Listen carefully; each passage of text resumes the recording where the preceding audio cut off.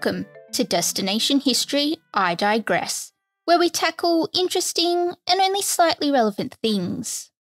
Today we digress from the Battle of Culloden to talk about the history of the kilt and how it came to be the cultural skirt we know today.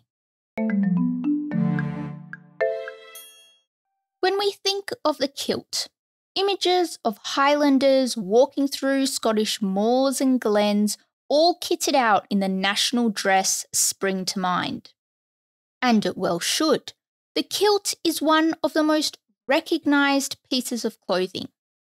But what you might not know is that the kilt we mainly see around today is quite different to the kilt of the 17th century, when it first became popular as something to wear and went by the name of the belted plaid. The idea of the kilt is more than just a skirt, or even a covering. It was wool woven so tightly that it became a barrier between the rough Scottish weather and our skin, which isn't a fan of extreme temperatures and the damp. The piece of cloth was used in a variety of fashions. It could be worn to keep one warm yet free to move during fighting, of which the Scottish armies did quite often, where the pleats of the kilt would almost act like an armour protecting the Scottish soldier. And when the nights were cold, which I'm told they often are in Scotland, and you're caught out and about in the middle of the night, the wool cloth could easily be laid out and used as a very warm blanket. So quite a handy tool for anyone in Scotland who needed to do just about anything. And yet, after the Battle of Culloden, the proud wearing of the kilt was banned. The Acts of Prescription from 1746 to 47 meant that the Highlander was effectively robbed of everything that made them who they were, which included their dress. And if you were found breaching this act, the consequences were not lenient. For your first offence, you faced 6 months in jail.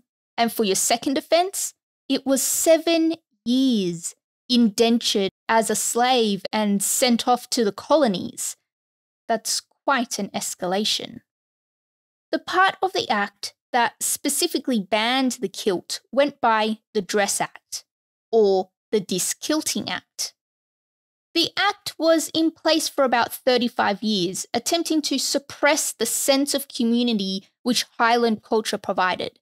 And this meant a whole generation of Scots went about their life with these very Scottish symbols missing from their life. Turns out the only people exempt from the Diskilting Act was the Highland regiments of the British Army, who were given different tartans to wear to make them easily identifiable. Finally, in 1782, the Diskilting Act was repealed. And who can we thank for this amazing feat? That would be a group of about 25 Highlanders who came together in London in order to support Scotland's economic recovery. And along the way, they managed to get kilts back up and running. The only issue was that it had been so long since people had last even seen a kilt, and many had gotten used to walking around in pants. So kilts weren't really welcomed back with open arms. But this did open the door for the kilt to be imagined as a romantic form of dress that went along with the romantic vision of the Highlander. In fact, Malcolm Chapman, in his The Kilts, The Construction of Myth, referred to this change of perception of the kilt as the romantic rehabilitation of Highland dress. All of a sudden, Highlanders weren't dangerous barbarians walking around bare-legged looking to plunder any chance they got. They were now admirable, loyal, basically a noble savage, but in a colourful kilt. The kilt, in its original form, started out as an incredibly functional piece of clothing. As we already know, it was practically the blanket chameleon. And it isn't isolated to the use by the Scots. A similar blanket cloth item with a crisscross weave has been seen in other cultures. What's interesting is that what we see as kilt today is far from what it was back when it was super useful. There were no vibrant designs, that wasn't the main concern, and was really only reserved for those who could afford something a little extra. So really, the colour or tartan design of your kilt said something about your wealth. But the first kilts were mainly solid colours. White, brown, green and black were the most common, mostly because people would use the plants around them to dye the wool, so a lot of natural colours. The first written evidence found describing something that we would call a kilt today is from 1582, from a book called The History of Scotland by George Buchanan. George describes the kilt, mentioning the kilt as a length of woolen cloth with a tight woven striped cross that was used as a piece of garment during the day and a blanket at night. This particular kilt is known as the belted plaid or a great kilt. Basically, it was quite a large bit of woolen cloth. Some would have a crisscross weave, others would be plain. The full-length garment that was known as the belted plaid would be worn in a number of ways, depending on what you were doing. There's so many videos about it out there on the interwebs, so if you're interested, go and have a click around in our related section on the Destination History website. Who knows what you might find? There's a link in the show notes for some of the more interesting ones. Mainly because of the weather and terrain, the belted plaid had its advantages. The wool kept the warmth in, but you could still move around. The upper half served as a handy cloak when it started with that Scottish drizzle, and the wool was known to dry out fairly quickly, so you weren't walking around soaked the whole day. And as we already know, it did excellently as a blanket for nightly sleeping. But if we move forward a bit from the belted plaid, the kilt we know today came a little later, towards the start of the 18th century. So this newer kilt was only about knee length and was known as the small kilt or the walking kilt. Really, it was just the lower length of the belted plaid, so without the cloak bit up top. It became quite popular by the time we get to the mid-18th century, but you could still see the belted plaid out and about. So, Highlanders in kilts definitely give off romantic notion vibes, and many might not be aware that we actually have Sir Walter Scott to thank for this, by almost rewriting Scottish cultural history, especially where the kilt was concerned. As we know, originally the kilt naturally evolved around what was needed. It was the Swiss army knife of the cloth world for all the things it could do. But as we head into the 18th century, we start to see the rise of industrialisation that we know will quickly take over the world. And this meant that Scots who used to spend their time out and about in the clean, fresh air with plenty of space to move about were now in confined, dark spaces, and the belted plaid just wasn't conducive to that kind of environment. So naturally, we see the belted plaid evolve once more into a smaller kilt, with the cloak end of the cloth removed. And to make the whole thing lighter, it would no longer have been a blanket, but a sewn piece of cloth, making getting in and out of it a whole lot easier. But we'll get into how to wear the kilt a little later on. So a bloke who goes by Thomas Rawlinson is the one who takes credit for this smaller kilt. He reckons that he's the one who had the idea of removing the cloak part of the kilt so that the men could work more efficiently and practically in his factories. Supposedly, he brought the Highlanders out of the heather and into the factory. Not without controversy, Rawlinson's claim has been questioned by quite a few people, one of them being Dorothy K. Burnham, who reckons in her book Cut My Coat, it was more of a natural evolution by the men working the factories themselves who came up with the lighter, smaller kilt, which you have to admit does make a little more sense. But let's duck back to Sir Walter Scott for a moment. So this bloke had a mind to basically recreate Gaelic culture, including the Highland dress with a romantic notion surrounding the whole thing. And he took the chance to give it a go when George IV was booked to visit Edinburgh in 1822. Sir Walter was asked to help out with organising the whole event, and he went full-blown on the dress code. He asked everyone attending to wear full Highland dress in their family tartan, and that included the king. So everyone turns up in what appears to be a publicity stunt promoting the kilt as fashionable, and we have to admit goes a fair way in cementing the kilt as the national dress of Scotland. But the attendees, including the king, were not walking around in belted plaids. The king, in particular, wore what a Scottish nobleman wore, which included the small kilt that was quite bright and colourful.